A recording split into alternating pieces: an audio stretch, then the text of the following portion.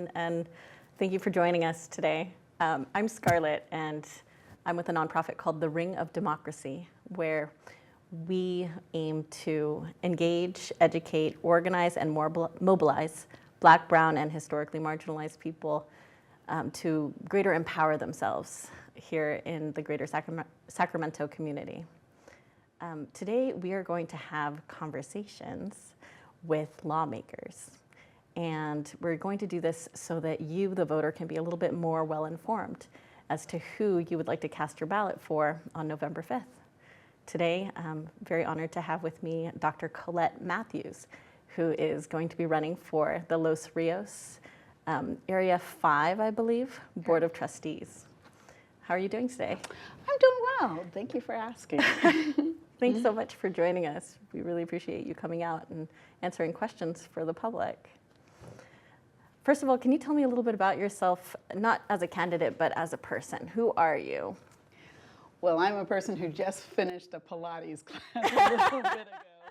And so I'm a native Sacramentan, and I'm a person who really enjoys life and believes in living life to the fullest. And so I'm married, and I have 4 children, all of whom are college graduates, and I have grandchildren. I have a 4-year-old grandson and a 2-year-old granddaughter, and just enjoy Sacramento. I'm a native Sacramentan, so I've lived here all my life, so I have a historical context of Sacramento, but enjoy gardening, enjoy going to Pilates, just trying to take care of my temple, trying to take care of my health. Nice, very good. And it is Dr. Matthews, isn't it? It's actually Dr. Colette Harris-Mathews. Dr. Colette Harris-Mathews. Yes. And what is your doctorate in, if you don't mind my asking? No, it's in educational leadership. I've worked in higher education for more than 25 years prior to running for political office. And so I do have a background in higher education. And then before that, I worked in the private sector. So my doctorate is as a practitioner, so I consider myself an education practitioner, someone who really studies and really wants to see the best of what we can do in terms of educational leadership. Wow, very cool. So it sounds like you've been kind of preparing for this role for a long time. Would you say so? I would say so. I kind of think of my career in terms of, I mentioned that I have children, and so I kind of think of my career as I started out in education as an adjunct professor, as a lecturer. I worked at Cosumnes River College and Sacramento State University, Stingers up, so Sac State alum, double alum. And so I've thought about things along the way in terms of my kids are now grown and married, and I have grandchildren, and then I retired from Los Rios Community College District in 2020. And so since then, been preparing, whether it is doing different projects with the California Black Women's Collective, BWAPA, Black Women Organized for Political Action, and other political organizations, but also spending time in education still. As I mentioned, Sac State alum, so past president of the Sac State Alumni Association, and then also now I currently serve on the University Foundation Board. I tell people it's a great time to be a Hornet, but in terms of running for the board, it's really about wanting to see a better community college system that works for the community. When you say better, is there anything that you feel that the current Board of Trustees is not doing enough of? Like, what are some of the urgent needs of the board? So I would say that it's a good board. It's a board of 7. So you come in, you're one person on the board. And so I say it's a good board. It's a board with many experiences. I was with 2 of the board members last night. We all were endorsed by the Women Democrats of Sacramento. And so I would say, though, what I bring that's a little different is that I've had 25 years of experience in community college and higher education. So I look at it in terms of K through 20. And so when we say K through 20, my grandson is in transitional kindergarten, and so he will go to kindergarten. And then 20 being that we need more people with their PhD or their EDD to teach in community college or to teach in the CSU or universities as a whole across the nation. And so really want to prepare people differently for community college. So I bring that background, but I also bring the background of the private sector before coming to community college. So teaching was my second career.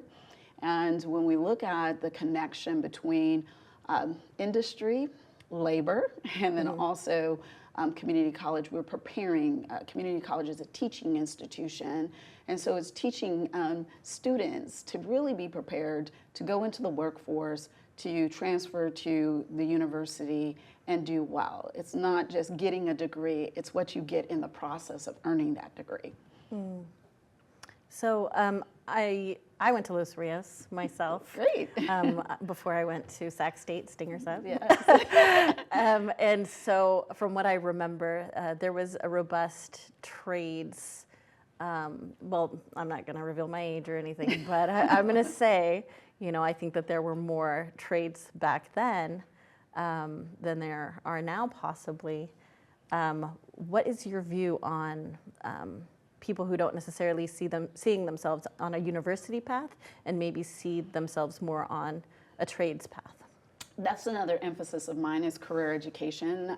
There is a movement now for more robust career education because of the types of jobs that people can go into, whether it's construction, it's welding, it's automotive, and partnerships. Before I retired, I was the Dean of Automotive Construction and Design Technology, but an advocate that every student who comes to community college, when we think about diversity, it's also the diversity of interests that they have.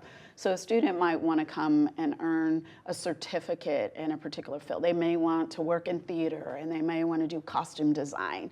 So they can earn the degree, but they can also earn a certificate, which is fewer units, but also it's providing them with the foundation, and then that they can practice the theory that they have out in the workforce. So career education is a viable, and it needs to be more robust in terms of the opportunities that we're offering for students. You know, when we say diversity, we're meeting students where they come in. Everybody does not want to go in and necessarily be a scientist.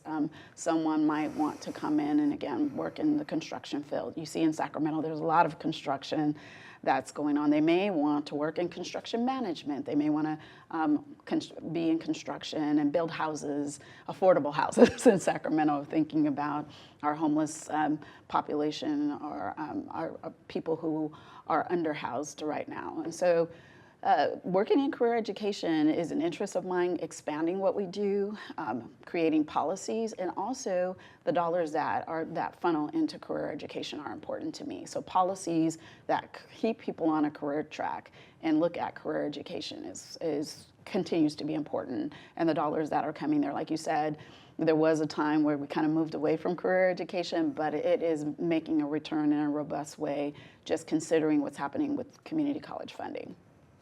Speaking of dollars, college is expensive. University is expensive. What can the Board of Trustees do to help people afford the kind of education that you are advocating for? So the board is responsible for the financial well-being of the institution. We've moved to student-centered funding formula, and really what it is about enrollment. And so when we talk about enrollment, we really have to say, what's in it for me? If a student comes to community college, we have to provide them with a path forward.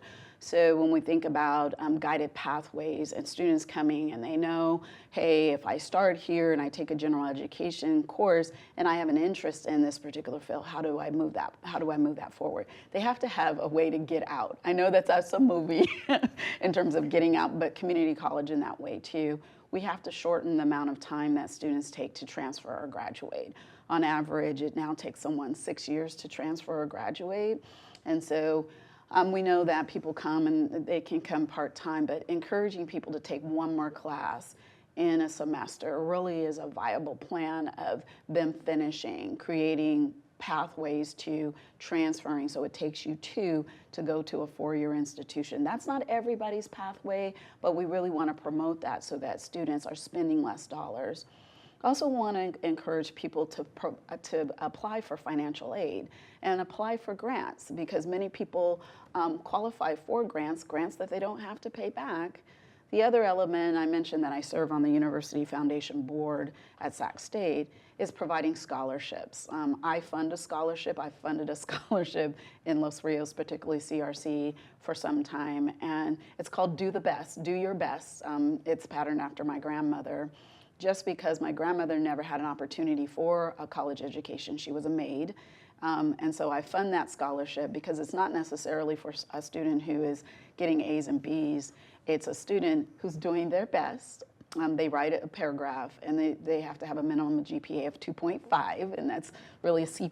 So it's designed for someone who is doing their best. So, when we talk about funding community college, we also have to look at how community college is funded through Proposition 98 and continue to have the governor fund community college in a way that's robust. But we also have to encourage when people enroll that they're enrolling in a community college that is providing them with an avenue towards a job so that the community sees the return on the economic investment in community college as well.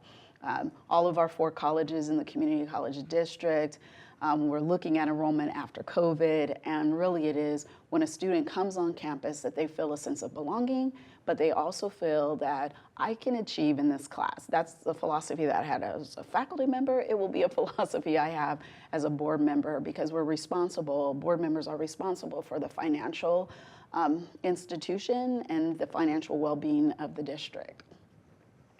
Speaking of budget cuts, as you know, there has been a huge chunk taken out of the budget, the state budget for education.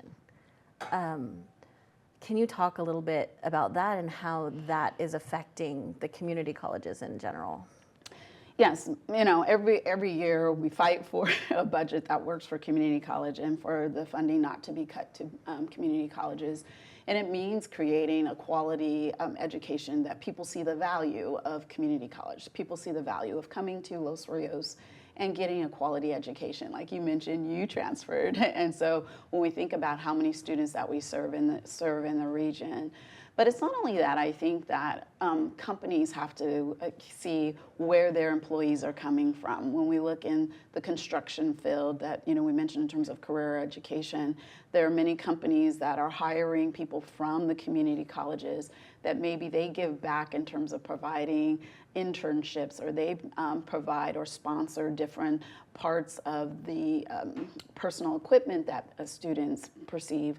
But it's telling people what the real costs of college are and then fighting for those dollars, but it's also what's the return on the investment. So as I've been talking to constituents and voters, they've talked about how expensive it is or how long it takes for someone to transfer or graduate. And so we have to shorten that amount of time. But we also have to fight for a budget that works and show California that community colleges really are the workhorse of the educational system, that we accept everybody.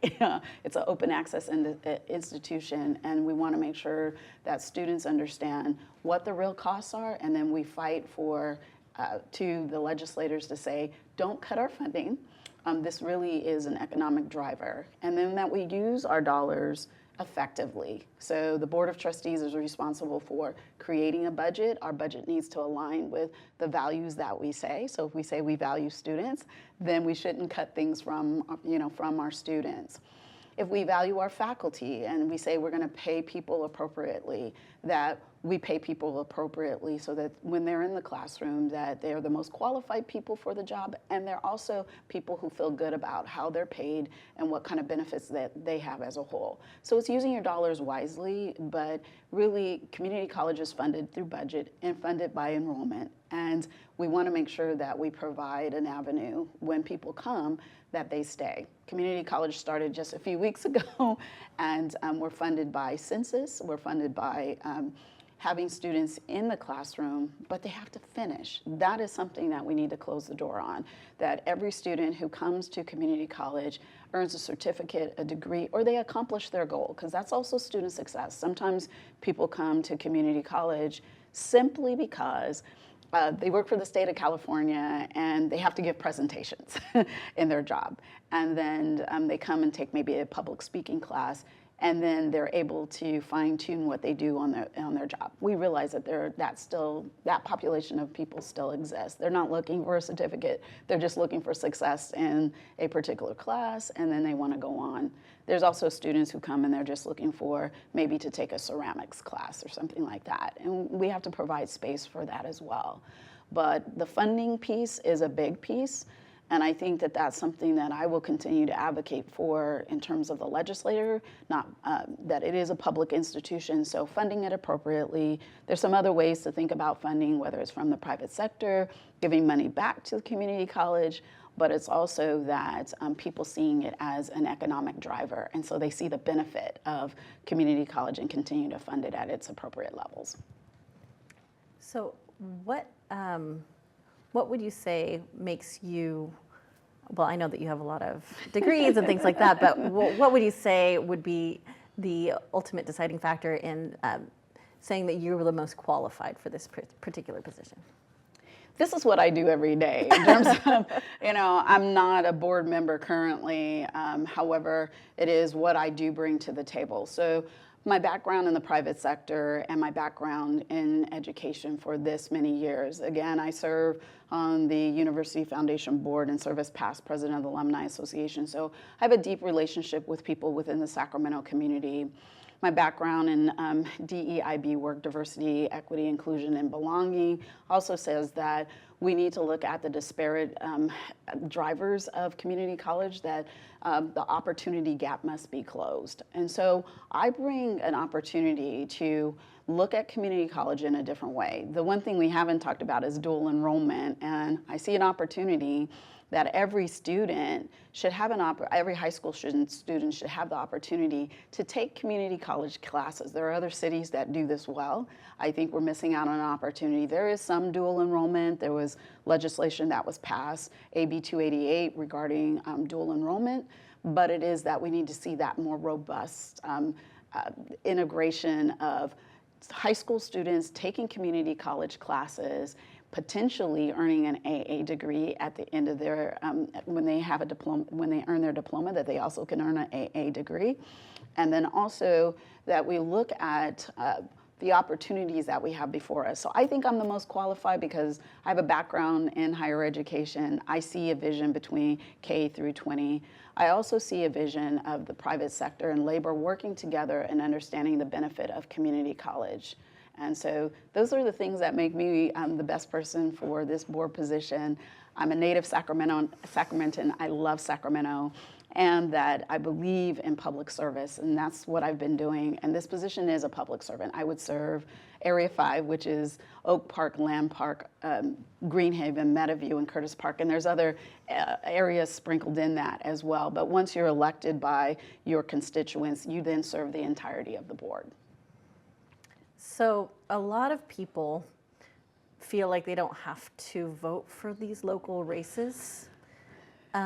What would you say to those people? Why is this important? Why is this particular race important? I say that local elections matter. I mean, we live in a community, and so yes, be aware of what's happening on a national basis, be aware of the propositions, be aware of Senate, the U.S. Senate race, because those things matter. But in the day-to-day of it all, we drove here today, traffic, what happens, the quality of our life. And so I've been saying local elections matter. So, I've been telling people they'll see a Harris at the top of the ticket and they'll see a Harris-Mathews at the bottom of the ticket, and to look at everything in between. But it's really educating. I'm a believer in civic education. Today is, register more people to vote, International Voter Registration Day. And so we want people to engage civically, but part of engaging civically is where you live locally. You'll see that impact in terms of your vote with Los Rios, across. Many people don't know Los Rios is American River College, Casumnas, Folsom Lake, and also Sac City College. And many people in our community go through community college, but many people do not know about community colleges. And so they don't understand that you get to elect the people who will serve on the board for Los Rios community colleges and other community college districts as well. And so it does matter. Local elections matter. Absolutely. I mean, I agree with you.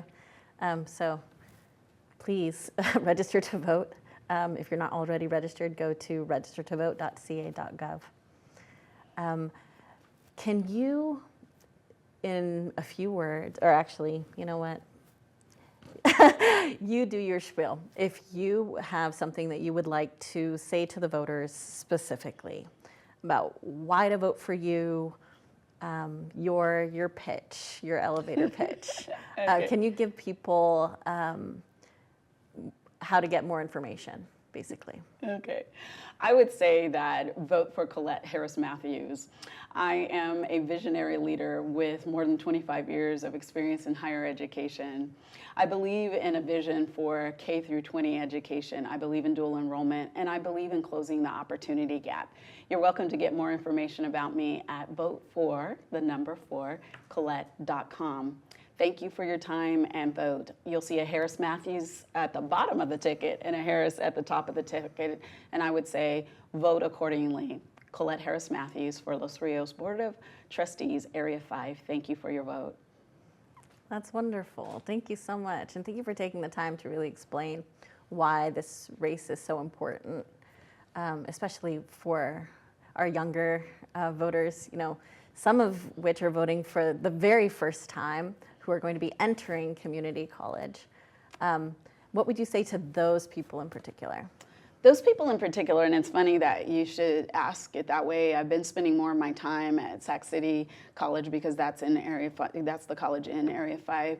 But students are concerned about costs. So you brought up costs. They're concerned about the cost of college, and they're concerned about the time in which it takes to complete college. And many of the students will take classes at Cosumnes River, they take the light rail to Sac City, and they're going to 3 community colleges. So we have to do more that says we are one community college district, and that getting out of community college or pathway out is important. It's important to think about your career. It's also important that you're involved on campus. So I was recently at BSU meeting at Sac City College. I'll be at Sac City next week for part of Hispanic Heritage Month, and then also a Joan Didion dedication. And that's more important. Education is about pulling out what's already within you. So it's respecting what people bring to the table. And young people are really about respect and respecting what they bring to the table and their energy and their vibe.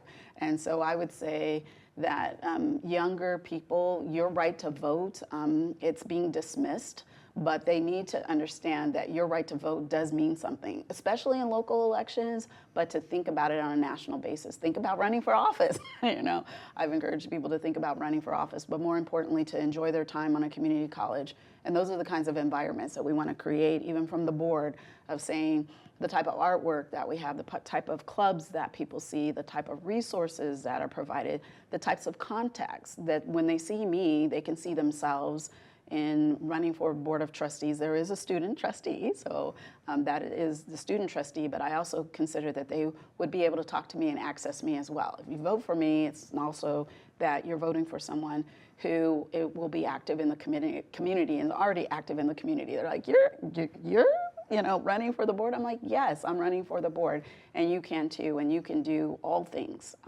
You can do many things, and you have an excellent career opportunity. This is the foundation of what you will do and what you can be in the future. I think people have lost a bit of hope of what kind of jobs that they can obtain and what kind of work that they can do, and them being fully having a sense of belonging, not just in Sacramento, but in California and the world as a whole. We lead the nation. This is the 5th largest economy, and we need to act like it. I take a line from Luke Wood, President Luke Wood at Sac State, but that's part of Los Rios as well, that we have an excellent opportunity. We are the capital, and Los Rios is in the capital. We're the 2nd largest community college district, and it's important that as the capital of Sacramento and the community college district that's in the capital, that we take that kind of leadership. But our young people and our young leaders need to see the opportunities that they have before them.